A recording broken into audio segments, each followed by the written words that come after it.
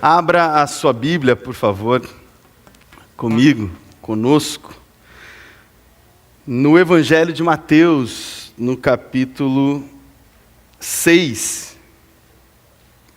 Nós estamos caminhando pelo Sermão do Monte, e que preciosidade é estudar, aprender com Jesus, nas palavras de Jesus, proferidas naquilo que a gente conhece como o Sermão do Monte, o sermão mais importante pregado por Jesus, porque Jesus está explicando da forma mais didática e direta possível como se vive a vida no reino de Deus.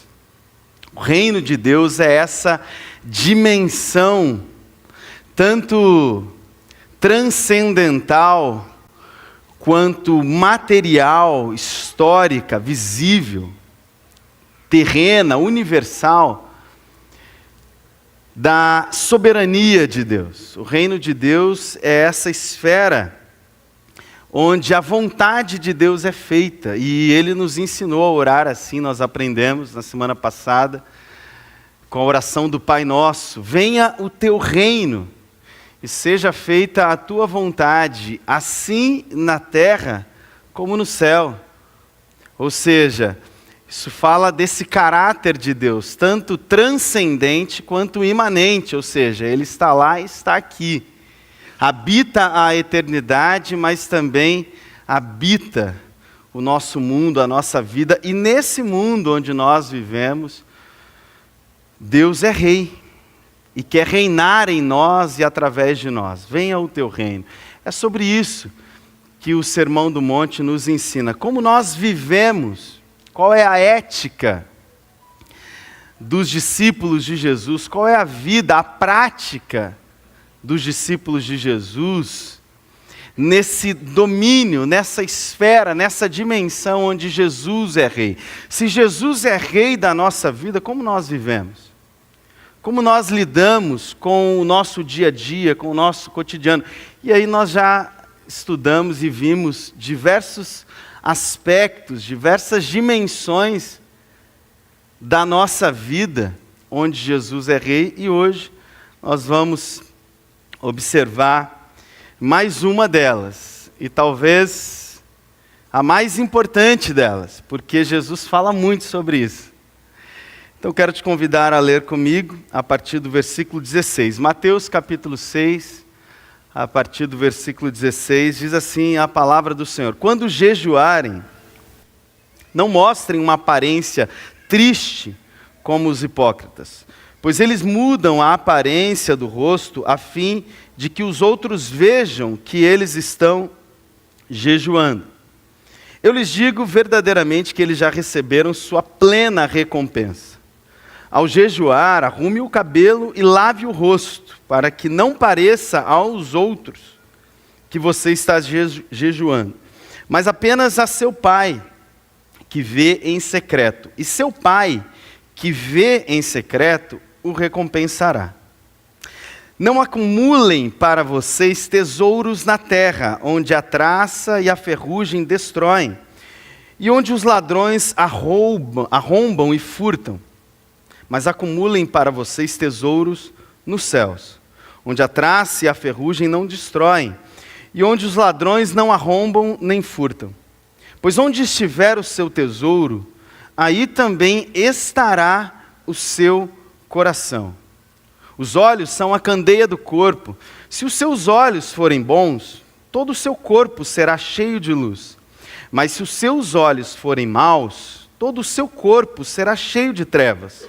Portanto, se a luz que está dentro de vocês são trevas, que tremendas trevas são. Ninguém pode servir a dois senhores, pois odiará um e amará o outro, ou se dedicará a um e desprezará o outro. Vocês não podem servir a Deus e ao dinheiro. Senhor, obrigado, porque essa é a tua palavra, a tua santa palavra. Foi o Senhor Deus quem a revelou a nós. E nós pedimos nessa manhã que pelo teu Espírito que o Senhor venha ministrar no mais profundo do nosso coração, de modo a nos transformar à imagem e semelhança de Jesus, de modo a nos fazer viver no reino de Deus, de acordo com a vontade de Deus. Amém. O título da nossa reflexão nessa manhã é uma pergunta: onde está o seu coração? Onde está o seu coração? Esse é o âmago desse texto. Esse texto que nós lemos e todas as suas implicações servem exclusivamente para nos ensinar a respeito do nosso coração. Onde está ou onde deveria estar o nosso coração? Você sabe que o coração é o centro da nossa vida. O coração, na ótica de Jesus, da palavra de Deus, é a coisa mais importante. E a respeito de coração, não estou dizendo apenas aquele órgão físico, né, que fica aqui do nosso lado esquerdo, batendo, pulsando, mas coração está falando do nosso mais profundo interior, de onde nascem os nossos desejos, as nossas vontades, os nossos impulsos, as nossas inclinações, os nossos pensamentos. É o centro da nossa vida. Tudo começa e nasce no coração. Por isso, Provérbios vai nos advertir a guardar o nosso coração, porque dele nascem todas as fontes da vida.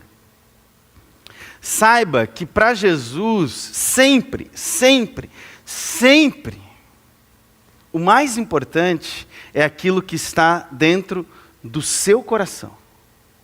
Ou onde está o seu coração? Sempre, sempre, sempre. Não é aquilo que apresentamos do lado de fora, não são as nossas encenações. Jesus sempre vai olhar para o nosso coração. Então, onde está o seu coração? O coração sempre segue aquilo que nós consideramos mais valioso, mais importante. O fio condutor é a motivação do coração diante de Deus. A pergunta central, implícita é: para quem você vive? E embora você possa prontamente responder, eu vivo para Deus, essa pergunta, ou melhor, essa resposta só será verdadeira se o seu coração estiver completamente em Deus. Porque se você disser, eu vivo para Deus, mas ao investigar o seu coração, ele estiver tomado de tantos outros tesouros, de tantos outros valores que não são Deus, então a sua resposta é uma mentira. Você não vive para Deus, porque você vive para aquilo no qual está o seu coração. Você vive por aquilo que toma o seu coração, que é o centro dos seus desejos, dos seus pensamentos, das suas motivações. E a primeira coisa que Jesus vai falar nesse texto é a respeito do jejum. O que o jejum tem a ver com o coração? O jejum não é uma prática corporal, externa, não é uma atividade, uma disciplina espiritual que tem a ver com deixar de comer. O que isso tem a ver com o coração? Bom, nós vamos observar isso. O jejum era uma prática espiritual muito importante no judaísmo. No Antigo Testamento ele aparece ligado a arrependimento, humilhação diante de Deus, busca pela direção divina. Os fariseus, porém, haviam transformado o jejum em uma espécie de performance religiosa, como tantas outras práticas. Os judeus transformaram disciplinas espirituais muito importantes em performance religiosa. fazer algo para as pessoas notarem, fazê-lo publicamente, fazê-lo de um jeito que tenha uma aparência de temor, de santidade, de piedade, mas, como eu acabei de dizer, Deus sempre vai olhar e avaliar o nosso coração. Não necessariamente, ou melhor, não a nossa performance. A palavra hipócrita, descrita aqui no texto, no grego, hipócrites, significa ator de teatro, alguém que usa máscara, ou seja, Jesus está denunciando uma espiritualidade encenada.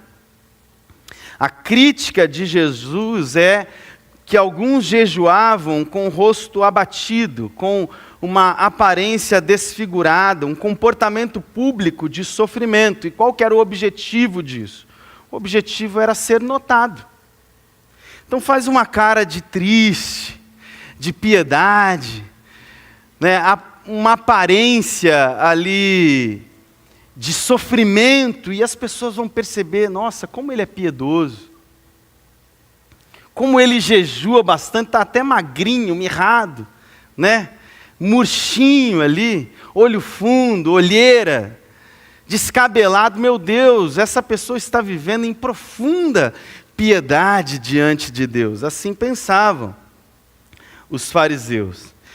Mas a instrução de Jesus é, ao jejuar, arrume o cabelo, lave o rosto.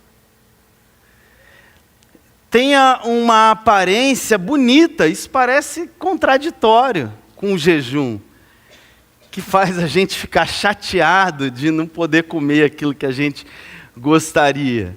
Jesus está dizendo, arrume o cabelo, lave o rosto. Na cultura judaica, isso significava uma aparência normal, saudável. Uma aparência boa. Você está fazendo algo bom. O princípio, é claro, a verdadeira espiritualidade está no coração e não no reconhecimento público. E não na performance religiosa. A verdadeira espiritualidade está no coração. O que Jesus está nos ensinando é, primeira lição de Jesus nesse texto, Deus sempre irá olhar para o verdadeiro desejo do nosso coração, e não para a nossa aparência. Deus sempre irá olhar para o verdadeiro desejo, a verdadeira motivação do nosso coração. Meu irmão, minha irmã, jejuar é orientar e centralizar o seu coração em Deus. Ponto. O que é jejum, né? Essa prática, essa disciplina espiritual tão mal compreendida e por isso talvez tão pouco vivida por nós. Jejuar é reorientar e centralizar o seu coração em Deus. Jejum não é uma prática espiritual para fazer você sofrer. Jejum não é uma prática espiritual para te deixar abatido. Jejum é uma prática espiritual para fazer você desfrutar da presença de Deus. Se o seu coração não estiver nisso, deixar de comer não faz sentido algum. Você só vai ficar chateado à toa. O máximo que você vai ganhar, ou melhor, perder alguns quilos.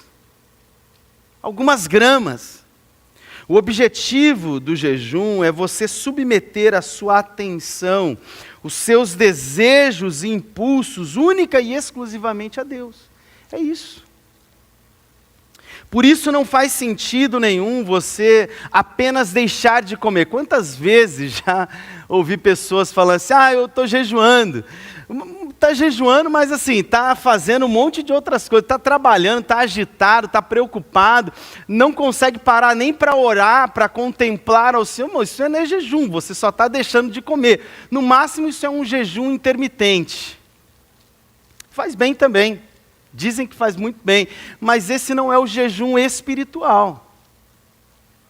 Porque o jejum espiritual não é apenas deixar de comer, entre outras coisas, você se se abstém de comida que é não só um desejo muito grande do nosso coração, dos nossos olhos, também do nosso corpo físico, mas é a necessidade talvez mais básica da nossa vida, é se alimentar. Se você consegue se abster daquilo que é mais básico e que ocupa um lugar tão alto nos nossos desejos, você vai conseguir se abster de muitas outras coisas. E ao fazer isso, você não faz isso apenas para dizer, Senhor, olha para mim, não estou comendo, estou sofrendo com isso, então atende a minha causa. Não, você faz isso para você concentrar a sua atenção, o seu desejo, única e exclusivamente no Senhor Jesus. Para orientar e centralizar o seu coração em Deus. Jejuar não é fazer cara de coitado, como quem está mendigando receber algo de Deus. Deus, o Senhor está olhando, está vendo o meu sofrimento, a minha abstinência, então, por favor, faz alguma coisa, resolve a minha vida, atende às minhas orações. Meu irmão, não faça isso. Você vai se frustrar, você vai se decepcionar com Deus se você apenas se abater e achar que esse abatimento vai provocar alguma relação em Deus, vai mover a mão de Deus. Como que dizendo, olhe para mim, coitadinho, quanto eu estou precisando que Deus resolva a minha vida, estou até fazendo greve de fome para isso, Senhor. Isso não é jejum. Muito pelo contrário, jejuar é dedicar o melhor da sua vida, do seu tempo, da sua atenção, da sua energia e do seu desejo a Deus. Inclusive, vou te dar uma dica, se você está abatido, está meio fraquinho, assim, meio desanimado, não jejua não, irmão, vai ficar pior, você só vai piorar. Se você está meio desnutrido, né, com meio anêmico, não jejua não vai funcionar, vai ser ruim para você, você não vai conseguir dedicar o seu melhor a Deus. A gente tem que jejuar quando a gente está bem, feliz, é isso que Jesus está dizendo, lave o rosto, arrume o cabelo, por quê? Porque essa aparência boa, saudável, é o que vai te permitir desfrutar melhor da presença de Deus. Consegue entender isso? É isso que Jesus está nos ensinando. É dizer, Deus, durante esse tempo específico, eu não quero desfrutar de nenhuma outra coisa que não seja o Senhor. Esse é o desejo do meu coração. Esse é o anseio do meu coração. Não quero desfrutar de nenhuma outra coisa que não seja o Senhor. Por isso eu deixo de lado nesse tempo a comida, por isso deixo de lado nesse tempo o meu trabalho, as minhas preocupações, por isso deixo de lado durante esse tempo os meus anseios, as minhas lutas, deixo de lado a minha agitação, deixo de lado inclusive os relacionamentos, porque nesse momento eu quero dedicar o meu melhor, a minha atenção, a minha energia no Senhor Jesus e desfrutar disso. Faz sentido? Faz sentido, é isso que Jesus está nos ensinando. Jejuar é reorientar e centralizar o seu coração em Deus. A segunda coisa que esse texto, a segunda lição que Jesus vai nos ensinar, através da sua palavra, é que o coração segue os seus tesouros. O coração sempre seguirá os seus tesouros. Sempre seguirá aquilo que é mais valioso para ele. O texto diz, não acumulem para vocês tesouros na terra, onde a traça e a ferrugem destroem, onde os ladrões arrombam e furtam, mas acumulem para vocês tesouros nos céus. E como resumo de suas palavras, Jesus vai dizer, porque onde está o seu tesouro, aí também estará o seu coração. O coração segue os seus tesouros. Jesus agora fala de algo muito concreto. Jesus está falando de dinheiro. Jesus está falando de riquezas. Jesus está falando de acúmulo financeiro. Não acumulem para vocês tesouros na terra. Por que Jesus está falando especificamente sobre dinheiro? Porque poucas coisas, meus irmãos, revelam tanto o coração humano quanto o que nós fazemos com os nossos recursos. Quer avaliar bem o seu coração? Avalie como você trata o dinheiro. Quer descobrir onde estão os tesouros do seu coração? Avalie onde você aplica o seu dinheiro, os seus recursos. Poucas coisas revelam tanto o coração humano quanto aquilo que a gente faz e como nós nos relacionamos com o dinheiro. Nós imaginamos que primeiro vem o coração e depois o investimento, mas Jesus inverte essa lógica. Ele diz: o coração segue o tesouro, ou seja, você vai investir naquilo para o qual o seu coração é inclinado, aquilo que está tomando o seu coração, aquilo que investimos em tempo, em energia, em dinheiro, em atenção, acaba se tornando o centro da nossa vida. Nós gostamos muito de cantar, canções de amor e declaração ao Senhor Jesus, e alguém já disse que talvez esse seja o momento onde nós mais sejamos mentirosos, porque fazemos declarações de amor ao Senhor Jesus, mas que na prática da nossa vida não são verdade. O Senhor é o centro da minha vida, o Senhor é o centro do meu coração, o Senhor é aquilo que eu mais amo, que eu mais quero, que eu mais desejo. Não há nada que eu queira mais do que o Senhor Jesus. E Ele olha para o nosso coração e fala assim: mas o seu coração está o tempo todo buscando tantas outras coisas que em nada tem a ver com Jesus. Como assim eu sou a coisa mais importante para você? Como assim o seu coração está centralizado em mim? Eu acho que não. Não é isso que diz o seu coração. Por quê? Porque aquilo no qual nós investimos tempo, energia, dinheiro, atenção, se torna o centro da nossa vida. E eu pergunto a você: você investe o seu tempo, a sua energia, o seu dinheiro, a sua atenção, majoritariamente, não vou dizer nem exclusivamente, majoritariamente em Deus? Tenho certeza que você vai dizer que não, e eu também. E Jesus está dizendo isso. Então, o seu coração tem muitos outros ídolos. Você divide o seu tempo, sua energia, seus recursos, sua atenção com muitos outros deuses, que não o Deus verdadeiro.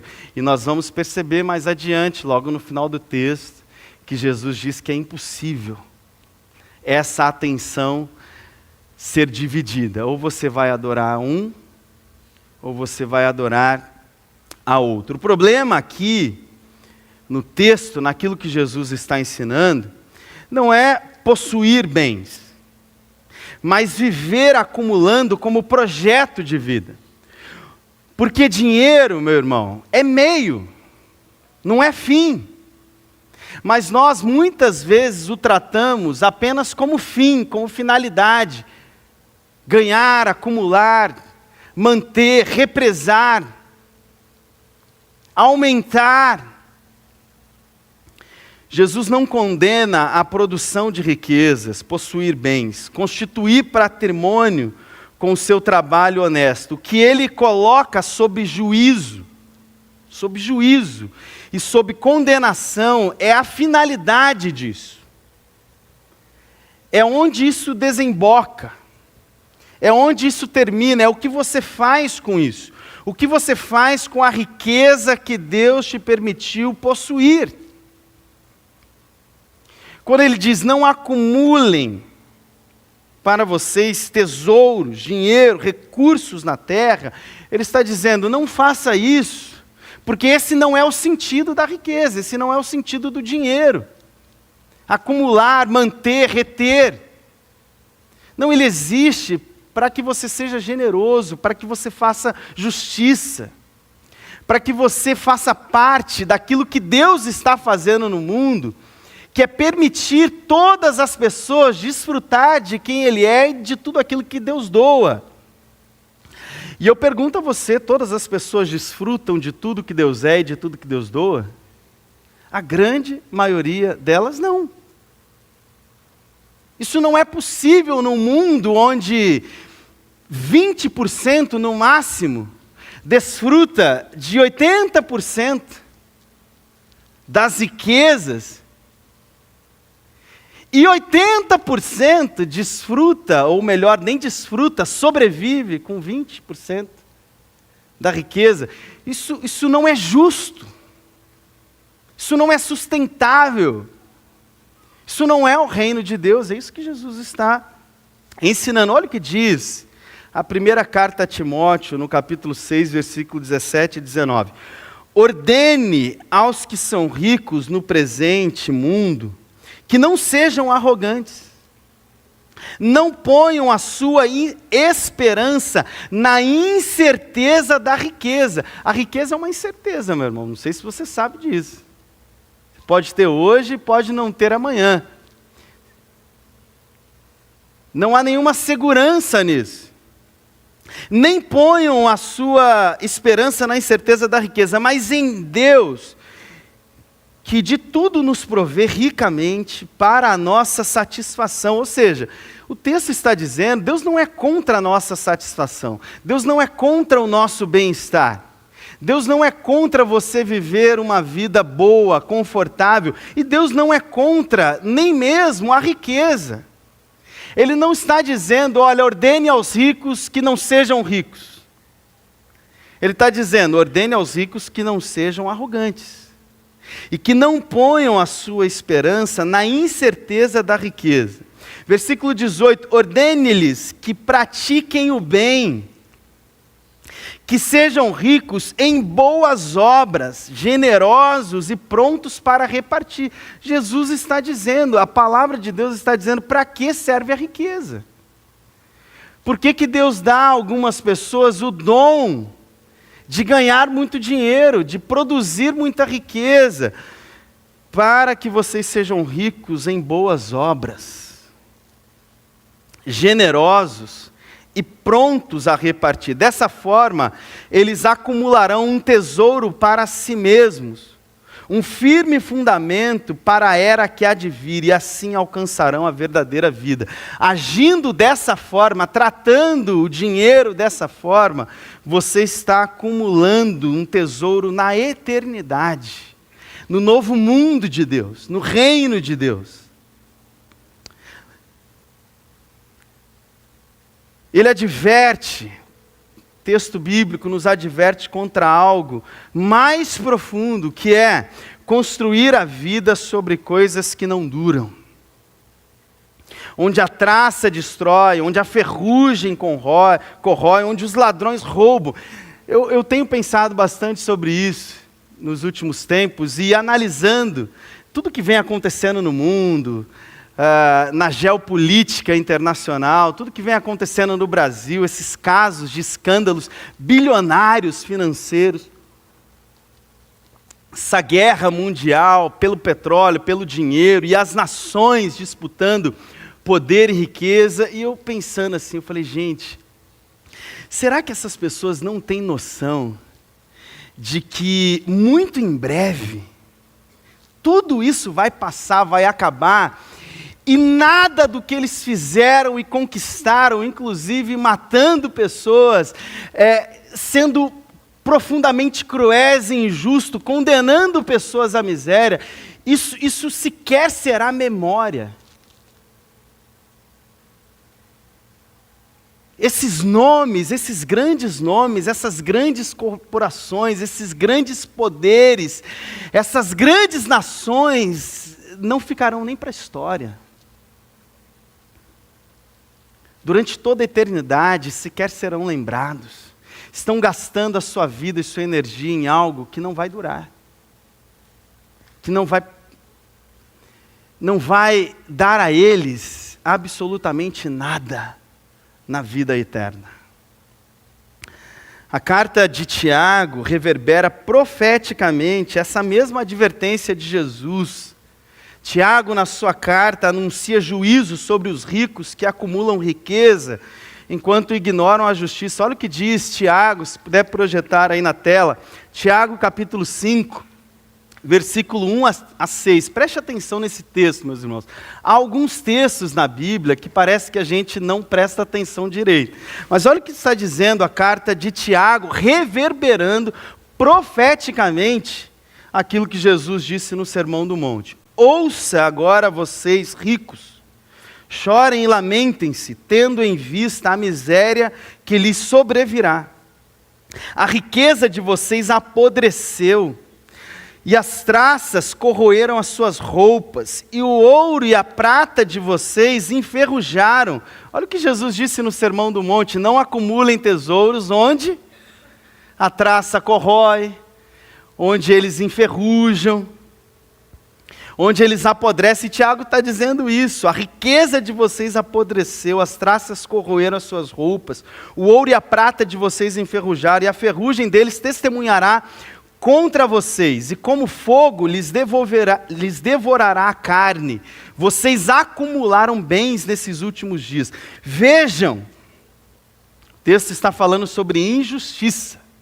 Vejam o salário dos trabalhadores que ceifaram os seus campos, e que por vocês foi retido com fraude, está clamando contra vocês. O lamento dos ceifeiros chegou ao ouvido do Senhor dos Exércitos. Vocês viveram luxuosamente na terra, desfrutando prazeres e fartaram-se de comida em dia de abate. Vocês têm condenado e matado o justo, sem que ele ofereça resistência. Novamente, Jesus não está condenando a riqueza, a produção de riqueza. Jesus está condenando a injustiça, o acúmulo como um fim em si mesmo. O egoísmo, a vida centrada em si, que desconsidera que muitas vezes ao nosso redor existem pessoas que não têm o que comer, que não conseguem pagar as suas contas, e alguns de nós dizem assim: mas ele é vagabundo, ele não trabalha, ele é preguiçoso. Você não conhece a história das pessoas, você não sabe por que elas estão onde estão. Porque algumas pessoas não conseguem trabalhar com a intensidade e a força que você tem. Você não conhece. Você não sabe. E independente da causa, nós, os discípulos de Jesus, somos chamados a fazer justiça, a estender a mão, a olhar para tudo aquilo que Deus nos dá e dizer assim: isso não é apenas para mim. Deus me permitiu ser abençoado, a ganhar dinheiro, a produzir riqueza para que eu fosse um abençoador. Esse é o chamado de Deus para o seu povo desde Abraão. Quando ele diz assim: em ti, Abraão, através de você serão abençoadas todas as famílias da terra. Você é um abençoador. Enquanto Babel, nós já falamos sobre isso, queria apenas acumular, reter, falar: isso aqui é nosso, é tudo nosso, é para nós. Deus vem logo em seguida e chama Abraão: Abraão, sai da sua terra, da sua parentela, vai abençoar, vai distribuir, vai ser uma bênção.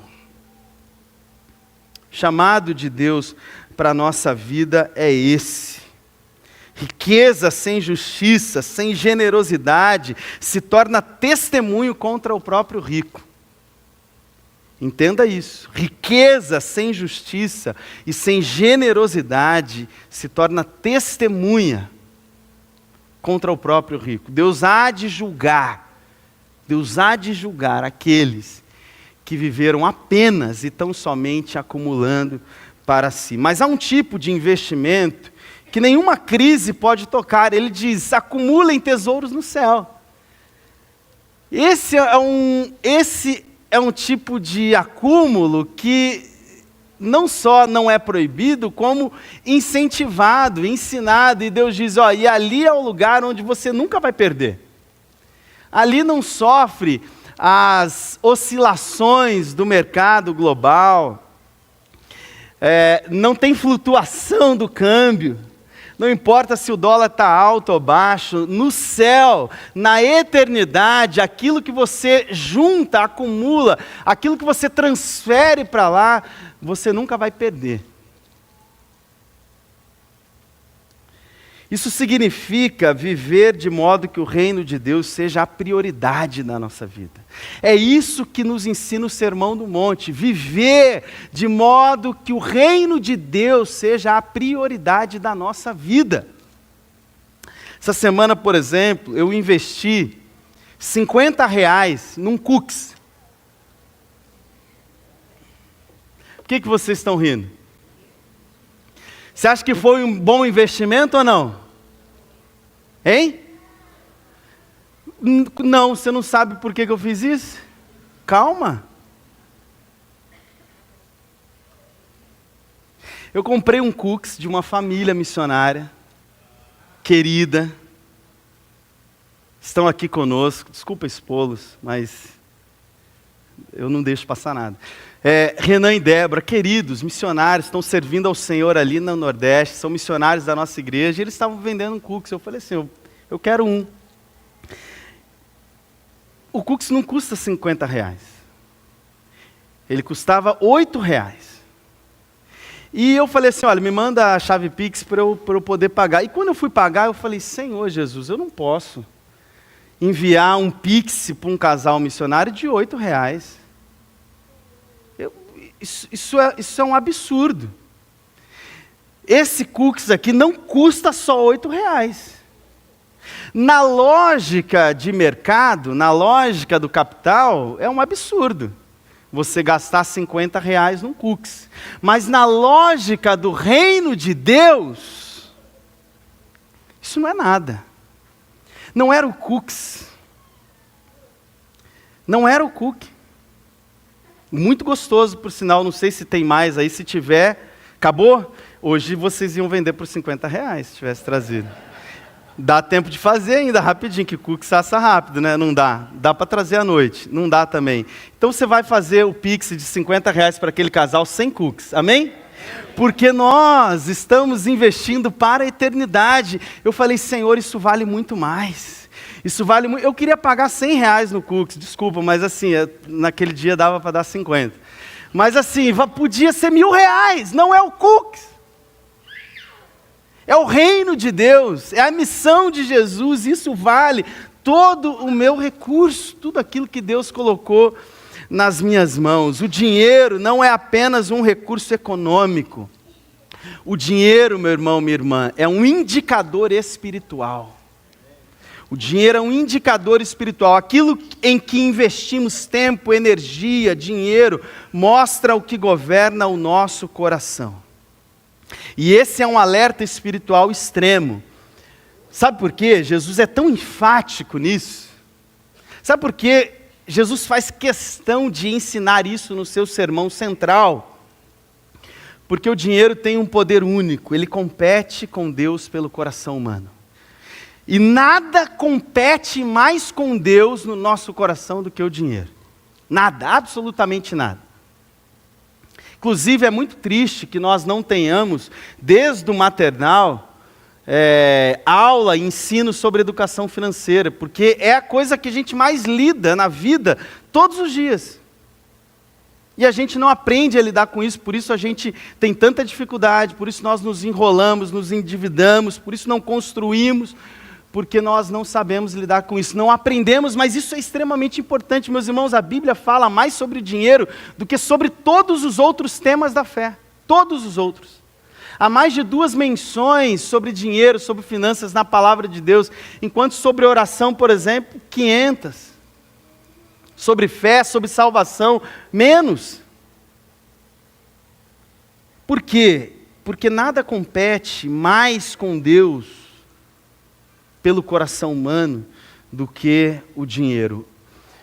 Onde estiver os seus tesouros, ali estará o seu coração. Amém? Terceiro, Jesus nos ensina que os olhos são a janela do coração e da alma. Os olhos são a lâmpada do corpo. diz o texto, a candeia do corpo. Se os seus olhos forem bons, todo o seu corpo será cheio de luz. Mas se os seus olhos forem maus, todo o seu corpo será cheio de trevas. Essa frase, ela parece talvez desconectada, mas na verdade ela continua o argumento de Jesus. Significado cultural na mentalidade judaica é que os olhos representam a intenção do interior. E ele está dizendo, se os seus olhos forem bons, isso significa generosidade, simplicidade, coração íntegro. Seu corpo inteiro, a sua vida inteira será boa. Mas se os seus olhos forem maus, cheios de ganância, de inveja, de avareza, todo o seu corpo será uma grande treva. Provérbios 28, versículo 22, usa essa mesma ideia dizendo, quem tem olhos invejosos, corre atrás da riqueza. Quem tem olhos de inveja só quer saber de acúmulo. Mas quem tem olhos de generosidade, quer ganhar mais para doar mais, para fazer mais, para abençoar mais. O ensino de Jesus é que se o olhar é saudável, a vida fica iluminada. Mas se o olhar é corrompido, toda a vida entra em profundas trevas. Onde estão os teus olhos? O que toma o seu olhar? Isso fala de desejo. O que você está buscando? Se os seus olhos forem bons, todo o seu corpo será bom. Ou seja, a forma como vemos o dinheiro molda toda a nossa vida espiritual. Aprenda isso. A forma como nós vemos o dinheiro molda toda a nossa vida espiritual. E por último, Jesus vai nos ensinar nesse texto que o coração não pode ter dois senhores. Aqui Jesus é radical e esse é o clímax do texto. O coração não pode ter dois senhores. Jesus chega ao ponto mais radical do texto. Ninguém pode servir a dois senhores. Essa é uma impossibilidade. Ou você há de agradar a um e entristecer ao outro, ou você há de servir a um, ou você servirá ao outro. E a palavra serviço aqui, a palavra doulos, significa escravo. Por isso que é uma impossibilidade.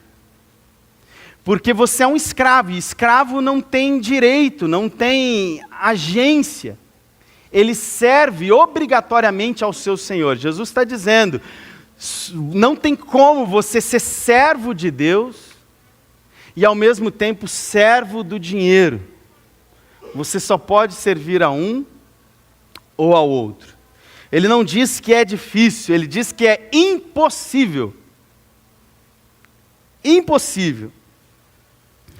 Jesus apresenta dois possíveis senhores, Deus ou Mamon, que significa, e por isso em muitas versões é traduzido como dinheiro. Ou seja, dinheiro, meu irmão, minha irmã, é um ídolo, é um Deus. Jesus chama o dinheiro de um Deus, de um Senhor, que governa a nossa vida e o nosso coração. E aqui está algo importante, Jesus não trata dinheiro apenas como recurso.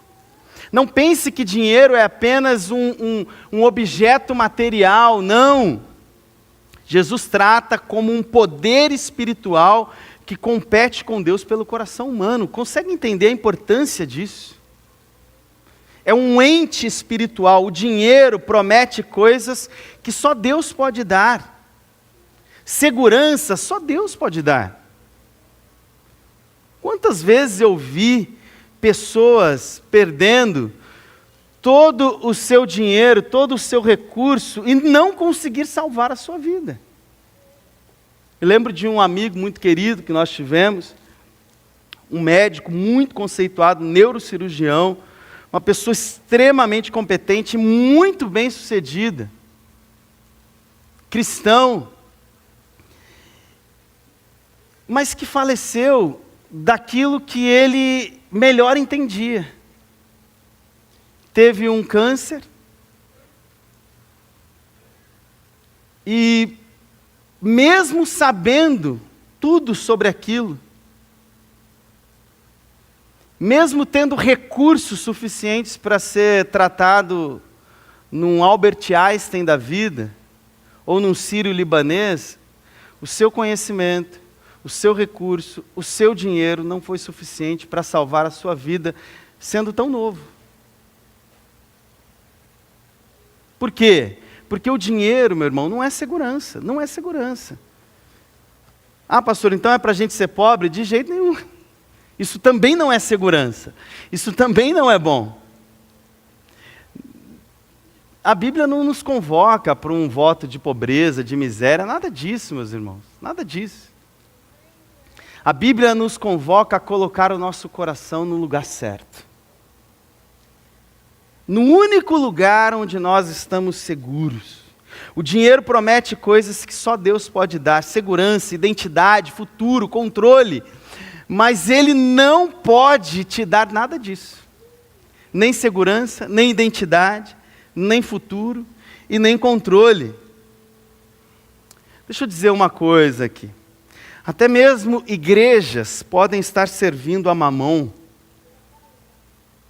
quando tratam o dinheiro como um fim em si mesmo. Até igrejas.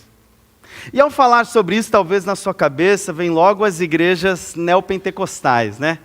Aquelas igrejas que pregam prosperidade, envolvidas em escândalo, lavagem de dinheiro, que exploram pessoas com estelionato religioso, pregando aquilo que Jesus nunca prometeu, mas não são apenas essas igrejas não, tá?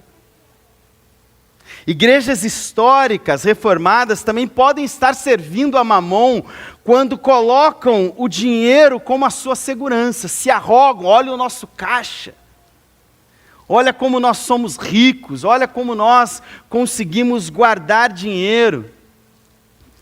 Igrejas que controlam o dinheiro com extremo racionalismo, não conseguem dar passos de fé, porque estão sempre fazendo a conta. Não, se der a gente faz. Meu irmão, nós somos um povo chamado a viver por fé. Não é fazendo conta de dinheiro. Igrejas que só conseguem projetar o futuro se tiverem dinheiro em caixa. Se arrogam da sua grande reserva financeira. Deixa eu dizer uma coisa, igreja não existe para fazer caixa, para guardar dinheiro. Isso vai contra a finalidade institucional e espiritual da igreja. Institucional porque ela é uma organização sem fins lucrativos. Uma organização sem fins lucrativos não tem que ficar fazendo caixa, guardando dinheiro como se isso fosse uma espécie de lucro. Mas também vai contra a finalidade espiritual da igreja, que é o quê? Ela existe para cumprir a missão de Deus. Ela existe para fazer justiça, ela existe para abençoar toda a terra. Esse é o propósito da igreja. Meus irmãos, se a gente quisesse cumprir à risca a missão de Deus, nosso caixa deveria terminar todo mês zerado. 0 a 0. Deus, o Senhor nos deu, nós usamos tudo na obra do Senhor e agora vamos aguardar pelo próximo mês, onde o Senhor vai nos dar novamente, a gente vai usar tudo de novo e nós vamos aguardar porque no outro mês o Senhor vai nos dar novamente e nós vamos usar tudo de novo para a glória de Cristo Jesus. Isso seria cumprir a missão de Deus à risca, mas a gente não tem fé para isso. Eu não tenho fé para isso. Me incluo nisso. Nós não temos fé para viver a missão de Deus do jeito que Jesus nos ensina. Não consigo enxergar nenhuma igreja no Novo Testamento com caixa, com grandes reservas, guardando dinheiro. Pelo contrário, a missão era urgente, era para ontem. Davam até o que não tinham. Igrejas pobres enviando oferta para Jerusalém. Essa é a missão de Deus. O que Jesus está nos ensinando, meus irmãos, é que nós vamos ter que escolher. Você terá que escolher quem será Senhor da sua vida.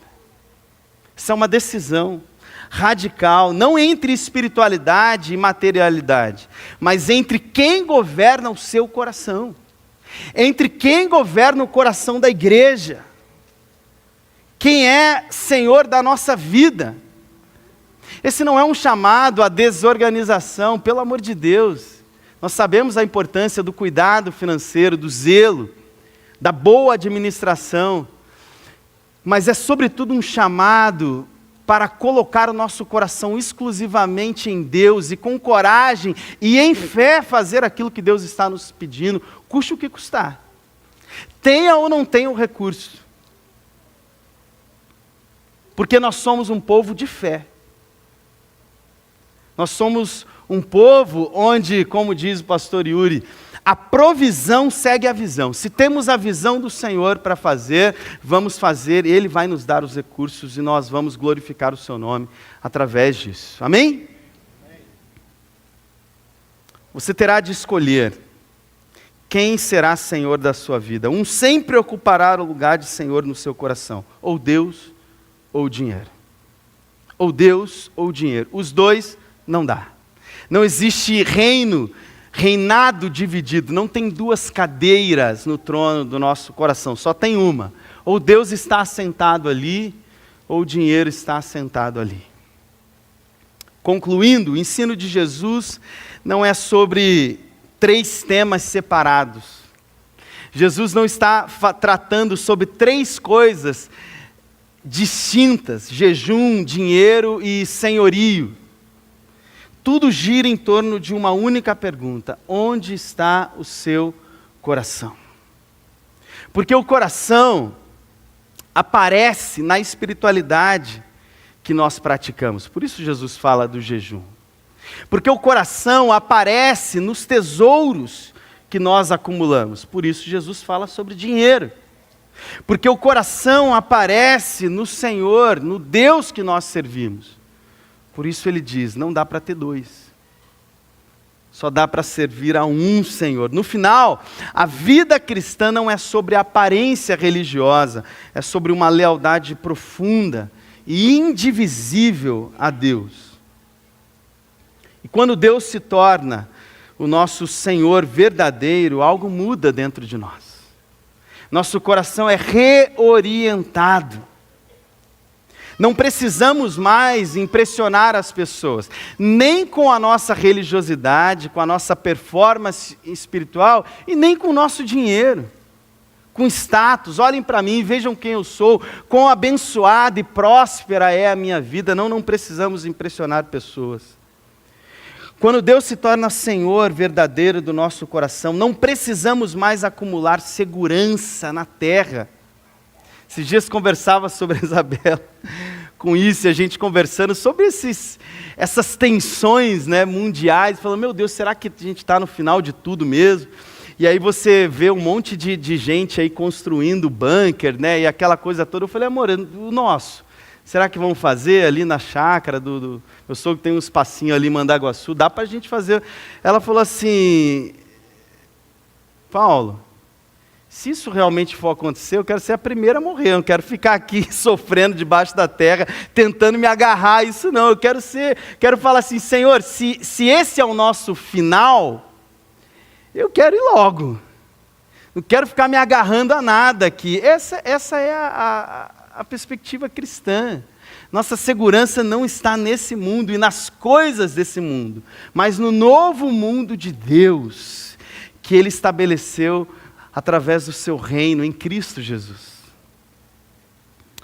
Não precisamos mais acumular segurança nessa terra, não precisamos mais viver divididos, com o coração dividido, fragmentado entre tantos ídolos e tesouros. Não, o nosso coração está orientado e centralizado única e exclusivamente em Deus. O coração finalmente encontra o seu verdadeiro lugar.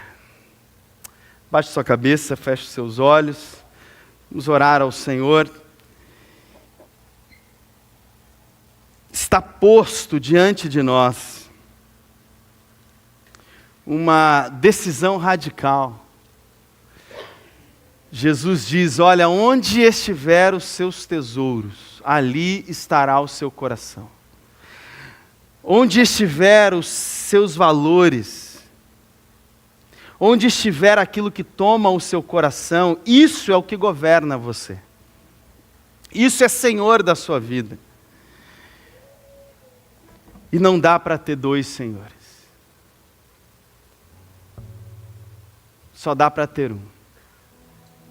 Como diz uma canção, se ele não for o primeiro em seu coração, então já não é mais nada. Não passa de uma ilusão.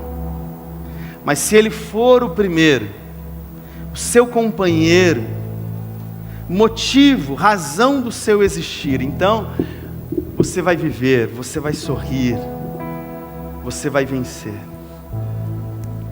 O chamado de Deus para nós nessa manhã, para a sua igreja, para o seu povo é: olhem e avaliem onde está o coração de vocês. Nosso coração pessoal, nosso coração como igreja, onde está o nosso coração? Não acumulem tesouros ali onde a traça, a ferrugem, a poeira, o tempo vai consumir. Um dia nada mais disso existirá. E talvez você vai perceber que gastou toda a sua energia, todo o seu tempo, todo o seu recurso em coisas que não vão durar, que vão passar num piscar de olhos. Mas acumulem tesouros no céu, na eternidade. Vocês são do reino de Deus. Vocês estão no reino de Deus. Há tanta coisa a ser feita a partir do reino de Deus. Há tanta justiça a ser feita, há tanta generosidade a ser feita, há tanta coisa a ser compartilhada a partir de tudo aquilo que Deus dispensa sobre nós.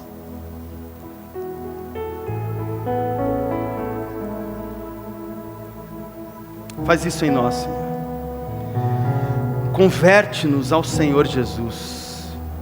Desfaz os ídolos do nosso coração. Coloca por terra os deuses que nos governam. O dinheiro, as riquezas, o poder, o status. Senhor Jesus, vem reinar em nós. Vem reinar em nosso coração. Seja Senhor único e exclusivo do nosso coração. Que o nosso coração esteja orientado e centralizado no Senhor Jesus. E que o Senhor nos dê, sim, muito, muito. Que o Senhor nos permita produzir riquezas para o Teu reino, para a glória do Teu nome, para que pessoas tenham a sua vida transformada através de nós. Para que pessoas encontrem o Senhor Jesus através da nossa generosidade, da nossa justiça, do nosso coração. Para que pessoas que hoje vivem num mundo onde é cada um por si, Deus por todos, nessa selvageria, nesse mundo que mata pessoas por causa de dinheiro, nesse mundo que frauda transações e negócios financeiros para enriquecimento ilícito e único, que pessoas possam encontrar gente, discípulos de Jesus, que fazem exatamente o contrário, que dizem: Deus me deu muito para eu abençoar muito, para eu fazer muito, para eu cuidar de pessoas, para eu sinalizar o reino de Deus que já chegou e está entre nós. Em nome de Jesus, Senhor. Amém e amém.